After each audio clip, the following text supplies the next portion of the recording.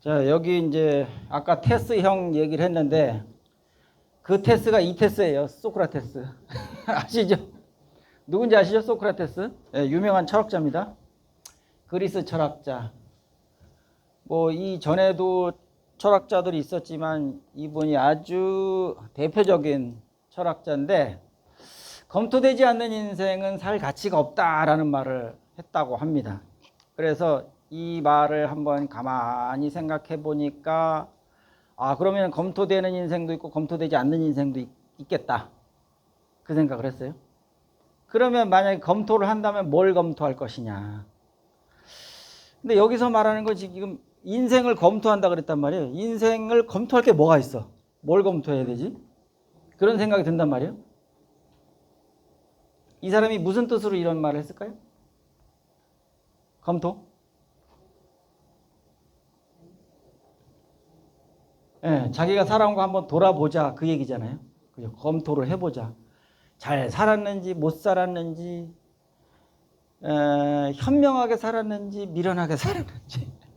네 자신을 알라도 예, 맞아요.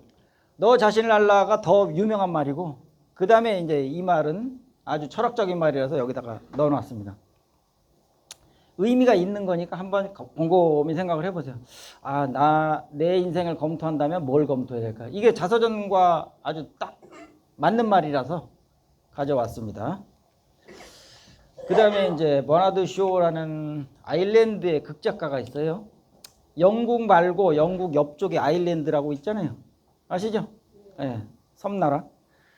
거기에 그 극작가, 글 쓰는 사람인데 그 사람이 유명하고 노벨상도 받았어요. 노벨상.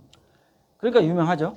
근데 그 사람이 죽기 전에 나 죽으면 묘비에다가 이런 걸 좀 새겨주어. 이렇게 유언을 했단 말이에요. 무슨 말인가 봤더니 이거예요. 우물쭈물하다가 내 이럴 줄 알았지. 이게 무슨 말일까요? 예. 근데 이게 지금 어디에 써 있는 거냐 하면 무덤, 묘비명이에요. 그래서 더 특별하죠. 묘비명에다 왜 이런 말 썼지? 왜 그럴까요? 내가 한평생 살아봤는데 열심히 사느라고 살았지만 그래도 난 죽어. 죽어서 여기 묻힐 거야. 그죠? 그러니까 한편 생각해보면 내가 이거 좀 더 현명하게 살 수 있지 않았을까? 왜 이렇게 우물쭈물 했지? 그러다가 죽었네? 이런 후회가 담긴 문장이잖아요. 말 자체가. 그죠? 약간 후회가 들어있어요. 내가 좀 더 똑똑하게 살 걸, 조금 더 보람있게 살 걸, 뭐 그런 후회 같은 거. 근데 이게 이 사람만 느끼는 걸까요? 네, 우리 마찬가지예요. 다. 우리 모두 다. 언젠가는 겪어야 할 일. 저도 죽을 거고, 죄송하지만 여러분들도 똑같은 과정을 겪을 겁니다.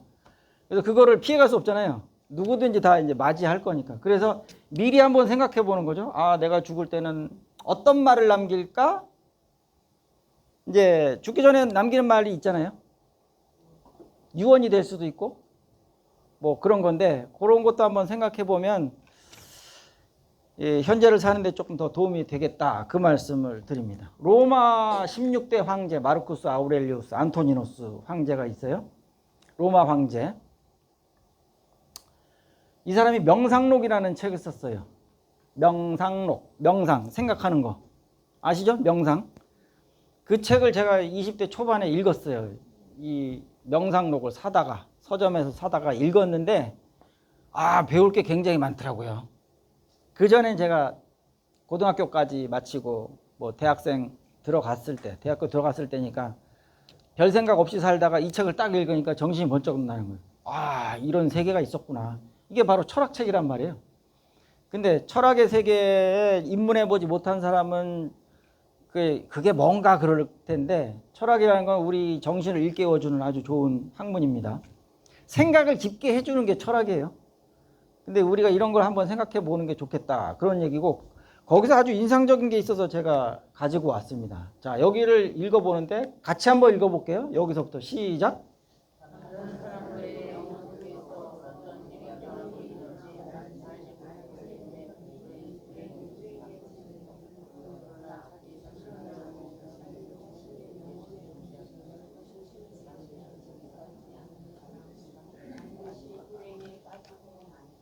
예, 길지 않은 문장인데 이거 읽어보니까 뭔가 섬뜩해요. 이게 무슨 말일까?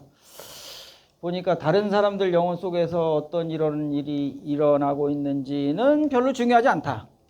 다른 사람, 나 말고 다른 사람. 그 얘기고 밑에 보니까 그렇지만 자기 자신, 나의 영혼의 움직임을 조심스럽게 지켜보지 않는 사람은 반드시 불행에 빠지고 만다. 저게 무슨 말이냐면 나에 대해서 성찰을 하지 않으면 언젠가 그러다가 나락에 떨어질 거야. 그 뜻이에요. 나락에 떨어진다. 불행에 빠지고 만다.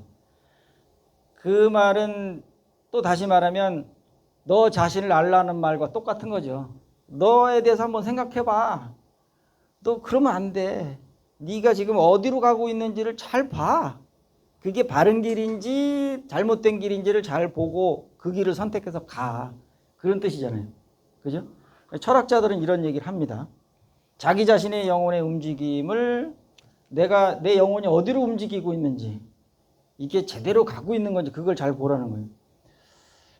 그걸 잘못하면 한순간에 낭떠러지로 떨어질 수가 있다는 거죠. 정신 바짝 차려라 그런 뜻입니다.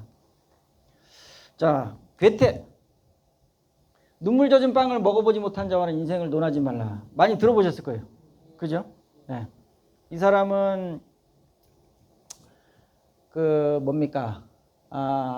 눈물 젖은 빵이라 그랬지만 서양 사람이니까 그렇게 얘기한 거고 우리 입장에서 보면 밥이겠죠. 밥. 눈물 젖은 밥을 먹어보셨어요? 밥 먹으려고 그러는데 막 고통스러운 기억. 지금 현재 너무 힘들어갖고 눈물이 뚝뚝 떨어져. 내 밥에 떨어지네? 그 밥을 먹어. 이게 눈물 젖은 밥이잖아요. 그죠? 왜 눈물이 젖었겠어요? 힘들고 슬프니까 눈물이 떨어지는 거지. 밥을 먹는데도 슬퍼. 이런 경험을 가져봤냐 그 뜻이에요. 여러분 어떠세요? 있어요? 없어요? 없으면 행복한 거고 없으면 아주 편안하게 사신 거고 다 있죠. 예, 저도 있어요. 그래서 이 눈물 젖은 빵을 먹어보지 못한 자는 인생을 모른다. 인생에 대해서 니까짓 게 인생에 대해서 알아? 니들이 개맛을 알아 그런 것처럼 니가 인생을 알아? 그런 뜻이죠. 그러니까 어떻게 반대로 이렇게 생각을 해보면 이거는 그 뜻이에요. 누구나 눈물 젖은 빵을 먹는다. 예외 없이. 누구나 다 세상은 고통스러운 거다. 그래서 고해라 그러잖아요. 고해. 인생은 고해다. 고통스러운 해? 바다해 자죠? 바다해.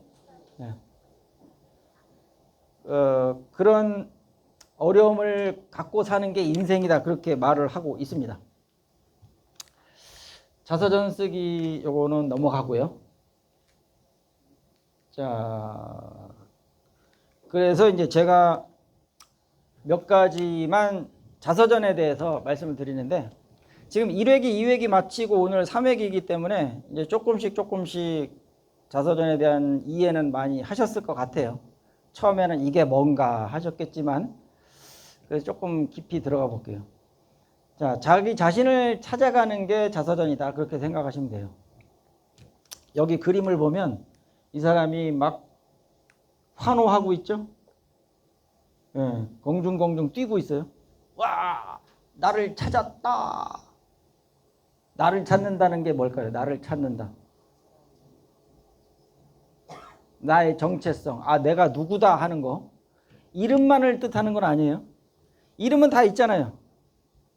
뭐 김아무개, 이아무개 다 이름이 있는데 이름을 얘기하는 게 아니고 나라는 사람, 나라는 인격체가 어떤 사람이다 하고 정의를 내리는 거. 이게 나야. 바로 이게 나야. 이게 내 모습이야 하는 거. 그게 바로 정체성이라는 거죠. 여기 이제 영어로 아이덴티티라고 하는데 IDENTITY잖아요. 이 ID라는 거 많이 들어보지 않았어요? ID? 언제 쓰는 말이에요? ID가? 이메일 주고받을 때 ID, 패스워드, ID와 비밀번호를 대세요. 그게 ID잖아요. 네. 남과 다른 나를 구별 짓는 게 그게 아이디예요. 아이덴티티, 정체성. 그러니까 너와 나는 달라. 너는 너고 나는 나야. 난 이런 사람이야. 라고 말하는 거. 근데 그런 정체성을 찾아가는 게 굉장히 중요하다는 거죠. 인생에서는. 자, 두 번째로 인문학 중에 최고의 인문학이다. 인문학이라고 하면 휴메니티즈라고 하는데 사전을 찾아보면 이렇게 나와 있어요. 인간과 인간의 문화에 관심을 갖는 학문이다. 인간이 뭐냐? 인간 중에서 제일 중요한 인간이 누구냐? 누구죠? 나죠, 나. 이 지구상에 몇 명이 살고 있어요, 지금? 70억? 80억 정도 산다 그러죠? 80억. 예, 지구 반대쪽에도 사람이 살잖아요? 80억 중에서 제일 중요한 인간이 누구예요? 나죠, 나. 예, 다른 사람 다 죽어도 나는 안 죽어야 돼. 그죠? 내가 제일 중요한 거지. 근데 여기에다가 나라는 말을 한번 넣어보세요. 여기 인간이란 말에다가. 그럼 나와 나의 문화에 관심을 갖는 학문이잖아요. 그러면 이제 인간 중에서 제일 중요한 내가 여기 들어갔으니까 이 학문은 제일 중요한 학문이 되는 거예요. 그죠? 내가 들어갔으니까. 그럼 그게 뭐냐?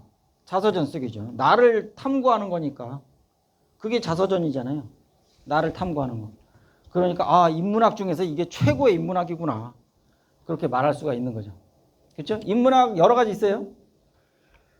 문학, 예술, 음악, 미술 이런 거 다 인문학이에요. 철학도 인문학이고, 예. 인간에 관해서 연구하는 건 전부 다 인문학이에요. 인간. 그 중에서 내가 제일 중요하니까 나를 연구하는 게 최고의 인문학이죠. 그렇게 되는 거죠. 자, 셋째는 참회다, 참회. 이건 성 어거스틴이 쓴 참회록이라는 책이 있는데, 어거스틴이라는 사람 많이 들어보셨을 거예요. 성자, 성스러운 사람. 그래서 저 사람은 원래는 아주 방탕한 인간이었는데, 아시죠? 어머니 모니카가 막 열심히 기도를 해갖고 이놈을 아주 훌륭한 사람으로 변화를 시켰어요. 성자가 붙는 게 그게 성자다, 세인트 영어로 그런 말이잖아요. 성자가 돼버렸어요. 방탕아가 성자가 됐단 말이에요. 아주 대역전을 한 거죠. 그래서 그 사람이 이제 성자가 되고 나서 옛날에 내가 방탕하게 살았던 것을 후회하면서 용서를 빌면서 쓴 게 참회록이에요. 예. 근데 이거를 자서전 쓰기하고 왜 연관을 짓느냐? 무슨 상관이 있길래? 상관이 있죠. 공통점이 있어요. 뭐냐면 자서전을 쓸 때도 나를 돌아봐야 되고 참회를 하기 위해서도 나를 돌아봐야지 나를 안 돌아보는데 어떻게 참회를 해요? 그렇죠? 공통점 있잖아요. 그러니까 우리가 자서전을 쓸 때는 참회록을 쓴다는 마음으로 쓰면 아주 훌륭한 자서전이 나온다는 거죠. 그렇죠? 자, 벤저민 프랭클린, 그 다음에 또 치유다. 자서전 쓰기는 치유, 힐링이라는 말 많이 쓰는데 왜 치유라고 얘기를 하냐면 텍사스 주립대 교수 제임스 페니베이커가 있어요. 이 사람이 글쓰기 치료라는 책을 썼어요. 그게 그 책의 제목이에요. 글쓰기 치료. 근데 제목을 가만히 보니까 글쓰기 치료? 글쓰기를 하면 치료가 된다? 뭐가 치료가 돼? 내 다리에 상처가 치유되는 게 아니라 내 마음이 치유가 된다는 거죠. 그래서 첫 시간에도 말씀드렸지만은 음악 치료도 있고 미술 치료도 있고 웃음 치료도 있고 많이 있죠. 테라피라고 하죠. 테라피. 그 중에 이제 글쓰기 치료도 있다. 그래서 우리가 글을 쓰면 마음이 치유가 되는데 이 사람이 그 교수다 보니까 연구를 했을 거 아니에요? 무슨 연구를 했냐? 글을 쓰면 진짜 치유 효과가 있냐 없냐 그거를 밝혀내야 되잖아요. 교수니까. 그래서 실험을 했단 말이에요. 그래서 몇 명 데려다 놓고 니들 글을 한번 써봐. 그래서 3, 4일 동안 계속해서 하루 15분 내지 20분 정도 글을 쓰게 만들었어요. 뭐에 대해서 썼냐면 심리적 외상에 대해서 한번 써봐라. 그렇게 과제를 준 거죠. 대상자들을 모아놓고. 그래 놓고 이 사람들이 실제로 써봤는데 후에 어떤 결과가 나왔느냐. 좋은 결과냐 나쁜 결과냐. 봤더니 좋은 결과가 나오더라. 육체적, 정신적 건강에 현저한 변화를 일으켰다는 증거는 갈수록 증가했다. 아주 긍정적인 결과가 나왔다. 그래서 우리가 그 트라우마에 대한 글쓰기를 해야 되는 이유가 바로 여기 있다는 거예요. 제가 주장하는 거는 이 사람의 주장입니다. 이 사람의 주장을 듣고 저도 똑같이 주장을 하는 거예요. 그래서 예전에 뭐 실연의 아픔을 겪었다든지 아니면 사업이 망해서 힘들었다든지 누가 나를 배신해서 그걸 극복하기 위해서 힘들었다든지 그런 뭐 여러 가지 누가 나를 욕하고 모함을 해서 공경에 빠졌다든지 그런 힘든 순간들을 그냥 놔두는 게 아니라 글로 한번 조곤조곤 써보는 거예요. 그냥 덤덤하게 감정 싣지 않고 그냥 그땐 그랬는데 굉장히 힘들었는데 지금 내가 이걸 쓰면서 똑같은 마음이 들진 않겠죠? 그때와 시간이 많이 흘렀으니까. 그러면 어떤 효과가 있냐면 객관적으로 바라보는 시각이 생긴단 말이에요. 그 일을 당할 때는 내가 죽을 것만큼 힘들었는데 지금 시간이 한참 지나고 나서 그것도 말로 하는 게 아니라 글로 써보니까 이게 좀 그때는 다 외부 환경만 탓했는데 지금 생각해 보니까 그게 아니네. 내 잘못도 요만큼 있었구나. 요런 걸 깨닫게 되는 거죠. 그러면서 이제 그게 내 속에 있던 그 더러운 나쁜 물질들, 나쁜 생각들이 바깥으로 나오면서 해소가 돼서 치유가 된다. 그렇게 이해를 하시면 됩니다. 자, 다섯 번째는 뭐냐면 인생의 중간 점검이다. 지금 여기 나오는 말은 제가 한 말이 아니고 경기도 병원 정신과 의사가 한 말이에요. 제가 한 말이 아니에요. 한번 읽어볼게요. 뭐라고 썼는지. 자신이 어떻게 살아왔는지 차분하게 정리하는 것은 과거를 회고하면서 현재의 나를 들여다보는 재구축 과정과 비슷하다. 유사하다. 자서전을 쓰는 시점을 전후하여 인생은 전반전과 후반전으로 나뉜다. 남은 날을 알차게 보내줄 수 있게 도와주는 중간 점검이다. 이렇게 돼 있어요. 이게 무슨 말이냐면 자, 내가 어떻게 살았는지 차분하게 정리하는 거. 뭐 글로 정리할 수도 있고 말로 정리할 수도 있는데 정리하는 것이 재구축 과정과 비슷하다. Reconstruction. 다시 만든다. 나를 다시 일깨운다. 새로운 나로 만들어준다. 그런 뜻이죠. 그러니까 이전의 나가 아니라 내가 이걸 함으로써 새로운 내가 된다. 그런 뜻입니다. 그래서 쓰는 시점을 전후해서 쓴다. 쓰기 전, 쓰고 난 후. 전후가 어떻게 달라지느냐. 전반전과 후반전으로 나뉜다. 그러면 쓰기 전에는 그냥 아무 생각 없이 살았는데 이걸 딱 쓰고 나니까 세상이 다르게 보이네. 이 전반전 이제 끝내고 이제 후반전으로 갈 거야. 이렇게 인생의 새로운 목표가 생긴다. 그런 뜻으로 이해하시면 됩니다. 그래서 중간 점검이다. 지금이 마지막은 아니잖아요. 아직 안 죽었잖아요. 그죠? 죽으면 끝나는 거고. 나 아직 안 죽었어. 나 살아있어. 살아있는데 근데 많이 살았어. 아직 끝나지 않았어. 몇 년 남았는지 모르겠어. 근데 중간에 한번 딱 점검하는 거죠. 그러면 지금이 바로 그때예요. 중간 점검을 할 때 지금 점검을 하고 나머지 10년이 됐든 20년이 됐든 30년이 됐든 한번 제대로 살아보자. 과거의 잘못은 다 있고 그때 잘못했던 거, 잘못 선택했던 거, 내가 미련하게 행동했던 거 그거 다 되돌릴 수는 없지만 다시는 그런 실수하지 말자. 똑똑하게 한번 살아보자 하는 게 이게 중간 점검이죠. 그래서 자서전을 쓰시면 그런 효과가 분명히 있는데 지금 이 8회기 가지고 그걸 다 달성하기는 좀 어렵겠죠.